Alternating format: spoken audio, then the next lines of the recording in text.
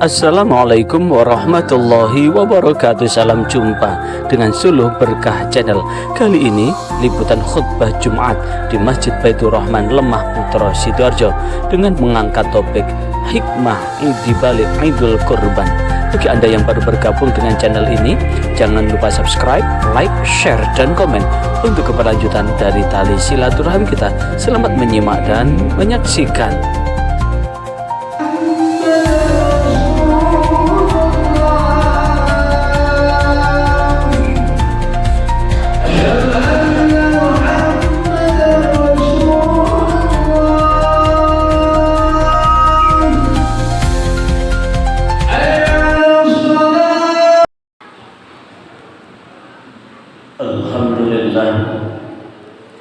Alhamdulillahilladzi arsala rasulahu bil huda wa dinil haqq liyudhhirahu 'alad dini kullihi wa kafa billahi shahida. Asyhadu an la ilaha illallah wahdahu la syarika lah wa asyhadu anna Muhammadan 'abduhu wa rasuluh. Allahumma salli wa sallim wa barik ala sayyidina Muhammad wa ala alihi wa ashabihi wa man irtada. Amma ba'd, fa ya ibadallah, usikum wa iyaya bitaqwallah, faqad fazal muttaqun. Faqala Allah ta'ala fi kitabihil karim, A'udzu billahi minasyaitonir rajim. Waslu 'alaihim naba'a bani Adam bil haqqi idh qarraba qurbanan fatuqbila min ahadihima wa lam yataqabbal min al-akhar. Qala la'aqtulannak. Qala innama yataqabbalu Allahu minal muttaqin. Ma'asyiral muslimin wa zumratal mu'minin rahimakumullah. Mari dalam waktu yang teramat singkat ini, pada Jumat tanggal 30 Mei 2024 yang bertepatan dengan tanggal 3 Zulhijjah 1446 Hijriah, yang berarti Jumat depan kita akan merayakan Idul Adha atau dikenal dengan Idul Kurban. Tetap senantiasa sebagaimana khatib naik ke mimbar senantiasa menyampaikan wasiat tentang pentingnya kita semua menjaga ketakwaan, kepatuhan kepada Allah dengan melaksanakan apapun yang telah menjadi perintah Allah dan meninggalkan apapun yang telah menjadi larangan Allah. Maka sebelum di Idul Kurban, kita semua disunahkan untuk puasa Arafah, puasa di tanggal 9 Dzulhijjah, sebagaimana hadis yang diriwayatkan oleh Imam Muslim, Imam Abu Dawud, Imam Ibnu Majah, Imam Tirmidzi. Su'ila Rasulullah sallallahu alaihi wasallam an shaumi Arafah. Rasulullah ditanya tentang puasa Arafah. Qala, Rasulullah menjawab, yukaffiru sanatal madiyah wal baqiyah. Maka barang siapa yang puasa Arafah tanggal 9 Dzulhijjah, maka Allah akan mengampuni dosanya 1 tahun yang lalu dan 1 tahun yang akan datang. Maka mudah-mudahan di hari Kamis yang akan datang kita dikasih kesempatan dan kesehatan oleh Allah hingga kita semua mengambil fadilah. Mudah-mudahan dosa kita 1 tahun yang lalu dan 1 tahun yang akan datang senantiasa mendapatkan pengampunan dari Allah Subhanahu wa taala melalui puasa Arafah. Ma'asyiral muslimin wa zumratal mu'minin rahimakumullah. Di jelang Idul Kurban ini, saya akan menyampaikan topik khutbah dengan hikmah di balik Idul Kurban. Kurban itu dari kata qarraba, yuqarribu qurbanan. Qarraba itu mendekatkan. Dengan siapa? Mendekatkan diri kepada Allah. Yang kemudian kurbanan diartikan dengan persembahan. Kalimat pertama munculnya korban adalah saat adanya konflik antara Qabil dan Habil, putra dari Nabi Adam alaihissalam, di mana sebelum ada manusia, syariat pernikahan itu adalah kakak dapat adik, adik dapat kakak. Karena putra dari Nabi Adam itu adalah setiap kali kelahiran ada dua, laki perempuan, sehingga syariatnya adalah dikawin silangkan. Yang kebetulan Qabil yang lebih ganteng punya saudara kembar yang bernama Ikrimah, sementara Habil adiknya dari Qabil adalah tidak lebih ganteng, saudaranya juga tidak lebih cantik. Maka inilah yang kemudian Qabil menginginkan tidak mau menikahi adiknya, melainkan mau menikahi saudara kembarnya. Maka inilah yang kemudian Allah Subhanahu wa ta'ala menguji, sekali lagi menguji keimanan dan kepatuhan dari putra Nabi Adam ini, sehingga diabadikan di dalam Al-Quran bahwasanya watslu a'udzu billahi minasyaitonir rajim watslu 'alaihi naba'a bani adam bil haqqi id qarraba qurbanan fatuqbila min ahadihima wa la yutaqabbal min al-akhar qala la aqtulannak. Watslu 'alaihim, dan ceritakanlah kepada mereka naba'a bani adam, tentang kisah dua putra dari Nabi Adam, bil haqqi, dengan benar.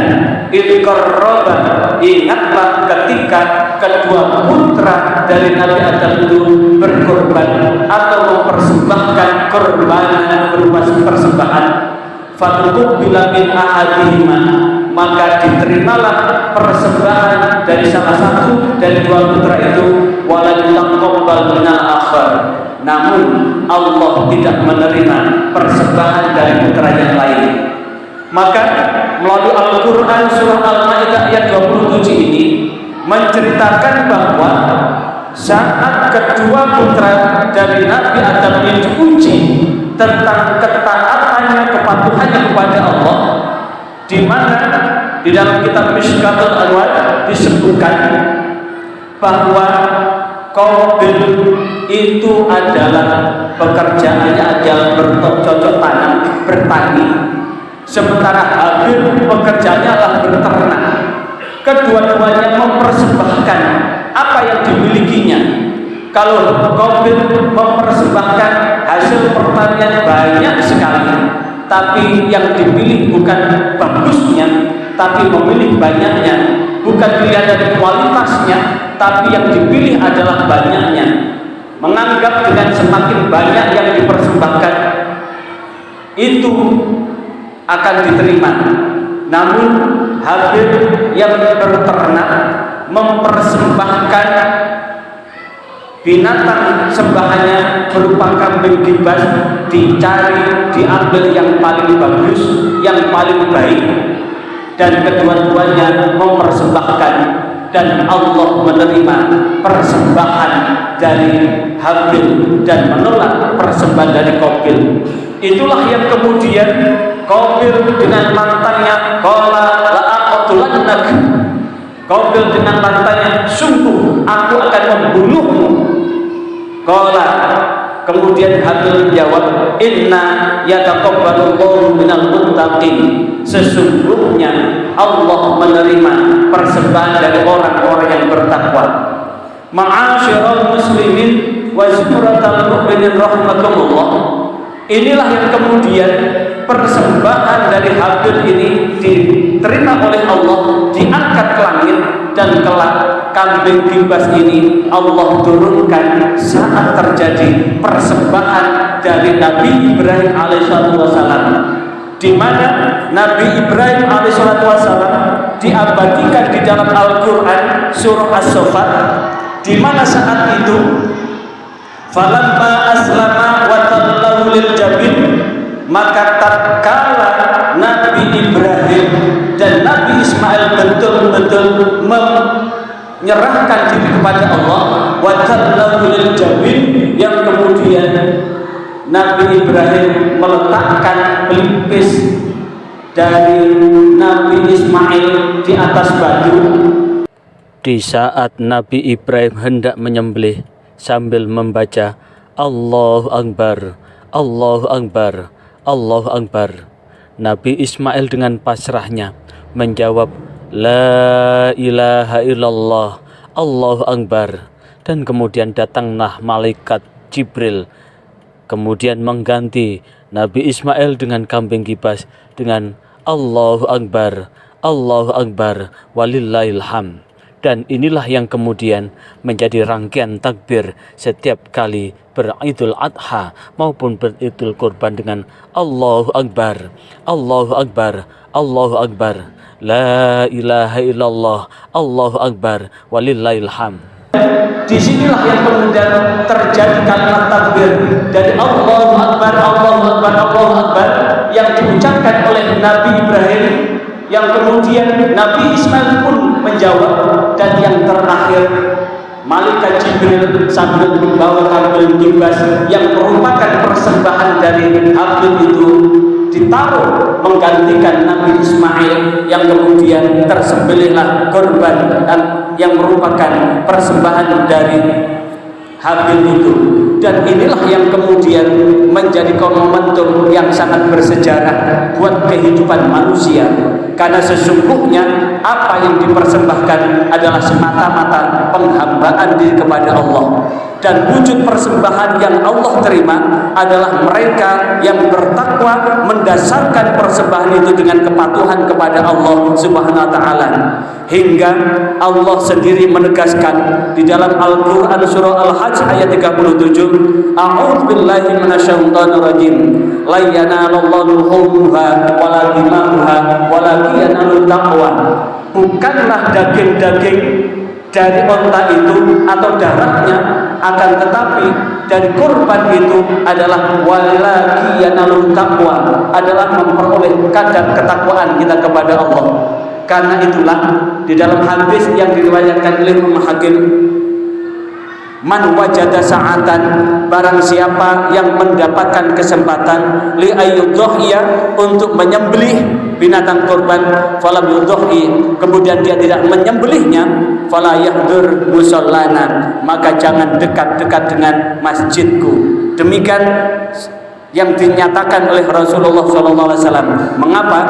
Karena saat Idul Kurban dimulainya kembali peristiwa yang agung yang terjadi pada zaman Nabi Adam, yang kemudian terulang pada zaman Nabi Ibrahim alaihissalam, adalah untuk menguji ketakwaan kita. Dan barang siapa yang mendapatkan kesempatan untuk berkorban namun dia tidak berkorban, maka Rasulullah menyatakan fala yahdur musallana, jangan dekat dengan masjidku. Kenapa? Setiap kali kita takbiratul ihram, kita awali dengan inna sholati wa nusuki wa mahyaya wa mamati lillahi rabbil alamin. Inna sholati, sesungguhnya sholatku, wa nusuki, pengorbananku, wa mahyaya, hidupku, wa mamati, dan matiku, lillahi rabbil alamin, hanyalah milik Allah. Lantas bagaimana dengan kita yang sesungguhnya punya sejumlah uang, yang sesungguhnya sejumlah uang itu sudah merupakan sisa dari pengeluaran kita, yang dalam waktu dekat maupun menengah uang itu betul-betul sisa, dan kemudian kita tidak melaksanakan, maka dipertanyakan statement kita, pernyataan kita, bahwa sesungguhnya sholat, pengorbanan, hidup dan mati kita adalah milik Allah. Dan inilah yang kemudian akan kita buktikan dengan Idul Kurban dan Idul Adha ini. Untuk apa? Saling berbagi rizki yang Allah berikan buat kita, sehingga kadar ketakwaan kita betul-betul teruji, menjadi takarrub kepada Allah, mendekat dengan Allah. Maka mudah-mudahan sebelum khutbah ini Allah membimbing kita di jalan yang benar, jalan yang Allah ridai, hingga hidup dan mati kita hanyalah milik Allah, yang kita serahkan seluruhnya kepada Allah Subhanahu wa taala. A'udzu billahi minasyaitonir rajim. Qad sadaqta ar-ru'ya innaka dzalika najzil minahmusinin. Inna hadza lawal balagul mubin wa fadaina bi dzibhin azim. Barakallahu li wa lakum fil Qur'anil azim wa nafa'ani wa iyyakum bima fi minal ayati wa dzikril hakim. Aqulu qouli hadza astaghfirullahal azim innahu wal ghafurur rahim.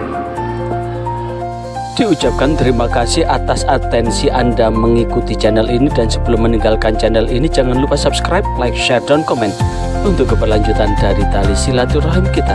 Sampai jumpa kembali. Wassalamualaikum warahmatullahi wabarakatuh.